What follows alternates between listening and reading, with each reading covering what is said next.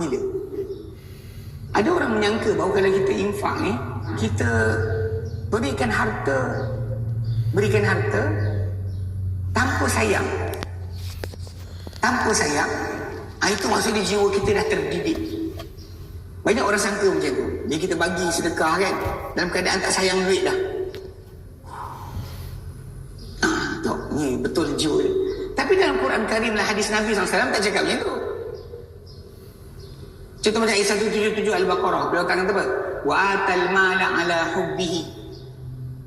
Ataupun surah Insan, wa yut'imuna at-ta'ama ala hubbihi.